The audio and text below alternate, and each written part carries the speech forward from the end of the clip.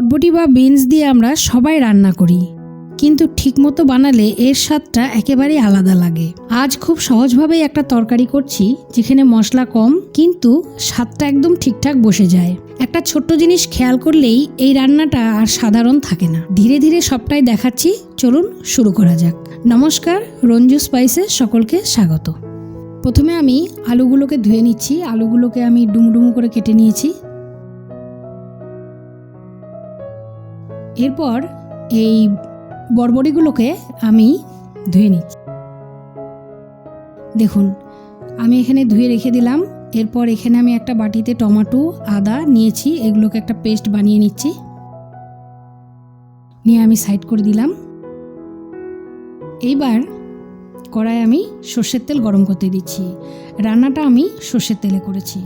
নিরামিষ তরকারি সর্ষের তেলে করলেই বেশি একটু স্বাদ হয়। এর মধ্যে আমি ফোড়নে দিয়ে দিলাম জিরে আর দিয়ে দিলাম হিং।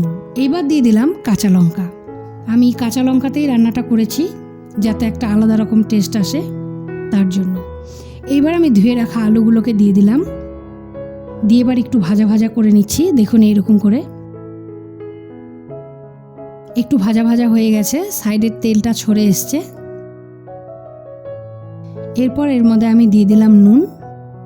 এবার দিয়ে দেবো হলুদ গুঁড়ো। দিয়ে এবার আরেকটু ভালো করে নাড়াচাড়া করে নেব। ঠিক এরকমভাবে নাড়াচাড়া করে নিচ্ছি। এরপর ওখানে যে পেস্ট আমি বানিয়ে রেখেছিলাম সেই পেস্ট আমি এর মধ্যে দিয়ে দিচ্ছি। দিয়ে ভালো করে আলুর সাথে কষিয়ে নিচ্ছি। দেখুন, ঠিক এইভাবে। এবার আমি ঢাকা দিয়ে দিলাম। আমার জলটা একদম কষে গেছে। এবার আমি ভালো করে নাড়াচাড়া করে নিচ্ছি। এতে কি হয়েছে, আমার আলুগুলোও সেদ্ধ হয়ে গেছে। তারপর এর মধ্যে দিয়ে দিলাম আমি বিনসগুলোকে। দিয়ে এবার ভালো করে নাড়াচাড়া করে নিচ্ছি। যেহেতু আলুটা সেদ্ধ হতে টাইম লাগবে আর বিনস অত টাইম লাগবে না, এইবার আমি মশলার সাথে বিনসগুলোকে ভেজে নিলাম। নিয়ে এবার এর মধ্যে আমি একটু উষ্ণ জল গরম দিয়ে দিলাম। দিয়ে এবার ভালো করে নাড়াচাড়া করে নিচ্ছি। দেখুন, ঠিক এইভাবে। এবার আমি দিয়ে দিলাম ঢাকা।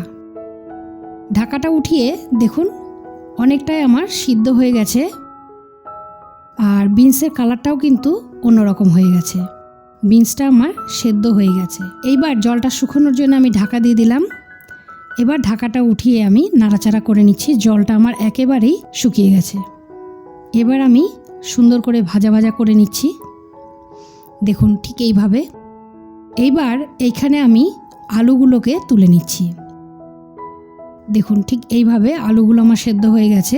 এইগুলোকে একটু এইরকমভাবে হাতার সাহায্যে আমি ম্যাশ করে নিচ্ছি। তাতে কি হবে, আমার তরকারিটা একটু ঘন হবে। যদি আপনারা চান করবেন, না চাইলে নাও করতে পারেন। দেখুন, ঠিক এইরকমভাবে। এইবার আমি এখানে এই আলুটাকে দিয়ে দিলাম। দিয়ে এবার ভালো করে নাড়াচাড়া করে নেব। একদম শুকনো মাখা মাখা হয়ে যাবে। আমরা তো ঘরে অনেকেই অনেক ধরনের রান্না করি, কিন্তু আমার রান্নাটা আপনারা কেন দেখবেন? তাই তো এইবার এর মধ্যে ওই বাটিটা ধুয়েই জল দিয়ে দিলাম। আমার রান্নাটা আপনারা দেখবেন এই কারণেই, যেটা হচ্ছে এখানে মশলা কম, তেল কম। একবার এইভাবে আপনারা রান্না করে দেখবেন যে এর টেস্ট একেবারেই আলাদা হবে। এরপর এর মধ্যে দিয়ে দিলাম গরম মশলার গুঁড়ো আর দিয়ে দিলাম এখানে ঘি। দিয়ে এবার ভালো করে নাড়াচাড়া করে নিচ্ছি। দেখুন, ঠিক এইভাবে আমার এই বিনসের রান্নাটা একেবারেই তৈরি। নিরামিষ রান্নার দিনে আমরা অনেক ধরনের রান্না খুঁজে বেড়াই, সেইখানে এই রান্নাটাও পারফেক্ট চলে। এতক্ষণ আমার সাথে থাকার জন্য অসংখ্য ধন্যবাদ। লাইক করবেন, শেয়ার করবেন। স্ক্রিনে যে কটা ভিডিও আসছে চাইলে আপনারা দেখতে পারেন এবং আমাকে কমেন্টে জানাবেন কেমন লাগলো। এখনও যারা সাবস্ক্রাইব করেনি অবশ্যই সাবস্ক্রাইব করে দেবেন। নমস্কার।